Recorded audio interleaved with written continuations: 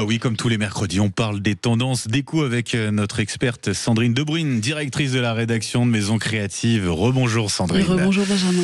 En forme pour débuter cette journée, Sandrine? Toujours. Oui, toujours. Alors ce matin, on s'attaque, puisqu'on est en forme, à notre salle de bain. Et aussi surprenant que cela puisse paraître, on en parlait juste avant la pub avec Rémi, la tendance, le nouveau luxe pour la salle de bain, c'est le noir. Exactement, cette salle de bain, c'est ce sanctuaire du matin, ce petit refuge du soir. Alors autrefois, royaume du blanc immaculé, de la faïence sage à la virée d'arc. Oui Benjamin, en fait le noir s'invite dans la salle de bain et pas juste un petit peu avec un robinet graphite, mat ou pour faire genre. Non, on parle de murs, on parle de carrelage, on parle de vasques, de miroirs encadrés, un peu comme dans un polar scandinave. Alors longtemps banni des salles de bain, jugé, vous le disiez tout à l'heure, un petit peu triste, radical, trop enterrement du matin. Et bien écoutez, il revient un petit peu comme superstar, comme si Batman avait décidé de se brosser les dents chez vous, par exemple. En fait, en 2025, le noir s'installe, il s'impose et transforme votre salle de bain en un cocon ultra chic, élégant, audacieux, intemporel. Il habille les meubles, la robinetterie, les accessoires et leur confère un supplément d'âme, ce qu'on appelle en fait du caractère. C'est un choix esthétique, alors certes, mais aussi c'est une expérience sensorielle. C'est d'ailleurs ce que vivent un peu les joueurs du Parc des Princes qui ont accès à la suite du Nouveau-Hôtel. Effectivement, c'est la toute première qui est posée dans une arène de foot. Alors, elle est dotée de douches numériques, signé MySpa, de lavabo ultra fin, de titane signé Cartel, de robinetterie Lofen, et le tout, évidemment, en noir mat et en transparent. Alors, parce que, évidemment, le noir ne se contente pas de décorer. Il absorbe, en fait, la lumière, il étouffe le bruit visuel, il invite, en fait, à respirer, à ralentir. Bon, certains vont dire que tout ça, c'est un effet de mode. Qu'est-ce que vous leur dites à ces personnes-là? Sans doute. Pourquoi pas, mais je pense que c'est pas innocent si en fait la tendance durable du noir est venue vraiment faire une entrée fracassante au salon ILSH de Francfort. Il y a des lignes minimalistes, il y a des finitions brossées à la main, teint titanium, un rendu soyeux, le tout souvent signé de marques qui n'ont pas perdu leur réputation. Évidemment de précision artisanale, c'est un luxe discret, durable, alors qui ne se pavane pas, mais qui impose plutôt un certain respect. Aujourd'hui, le noir, il va s'inviter partout. Et puis même dans les toilettes, parce qu'on ose tout en fait, et ça marche. Un total look noir, quand il est bien pensé, il crée une ambiance plutôt feutrée, intime, presque médiative. Alors c'est le spa minimaliste dont on rêve après une journée peut-être un peu chaotique.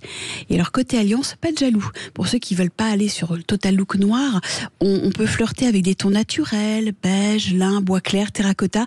Il va se marier à merveille avec des matières brutes. Alors le résultat, eh bien écoutez, un contraste aussi doux qu'un expresso dans une tasse en céramique. Oui. C'est vraiment ce... Il y a ce côté douceur, ce côté un peu décor zen, épuré, mais derrière ça, on a une innovation technologique, ça n'empêche pas. Exactement.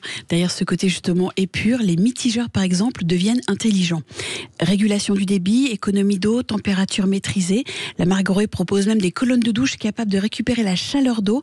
Donc la planète, ça va lui dire merci en fait. Et côté hygiène, Toto révolutionne les toilettes. Analyse des selles, oui, effectivement, ça arrive. À auto-nettoyage, hygiène sans contact. On n'est pas loin du robot de la salle de bain quand même. Le noir mat, c'est donc vous l'aurez compris, pas juste beau. Il peut être également futé. C'est contre toute idée reçue, il va être facile à entretenir parce qu'il a un revêtement anti-tartre, anti-calcaire, antibactérien. En fait, il a quand même un petit peu tout pour plaire. Alors le chic sans l'entretien, c'est un petit peu le glamour sans calvaire. On va pas se mentir. Et c'est pour ça que la déco noir épouse parfaitement la philosophie du bien-être conscient. En 2025, on ne cherche pas seulement le beau, on veut du durable et du responsable. Les baignoires Betup, par exemple, sont fabriquées à partir de matériaux recyclables. Burgade, de son côté, va signer des meubles en bois certifiés. Le noir devient un petit peu comme un symbole de luxe durable, éthique et terriblement désirable, en fait. J'ai envie de vous dire que la technologie, elle s'invite aussi en poésie. On a des colonnes Purafoam qui diffusent une mousse fine, tiède, et grâce à une cartouche de gel douche, c'est ce petit côté, vous savez, sensoriel façon nuage sur la douche le matin. Sincèrement, c'est hyper attractif. Mention spéciale aussi pour un receveur super plan 0 de chez Caldé. En fait, il est en acier recyclé. La surface, elle est assez continue, il n'y a pas de rayures. Quant à la vasque, on va dire au taquet de Roca, elle prouve qu'en fait on peut être assez organique, design et noir intense. Bon, vous l'aurez compris ce matin, le noir c'est quand même plus la couleur de celle qui signe la renaissance déco. On n'est plus sur ce côté deuil hyper triste. Une salle de bain noire c'est comme une petite promesse d'un lieu où on va se ressourcer, où on va ralentir, où on vit une expérience vraiment sensorielle.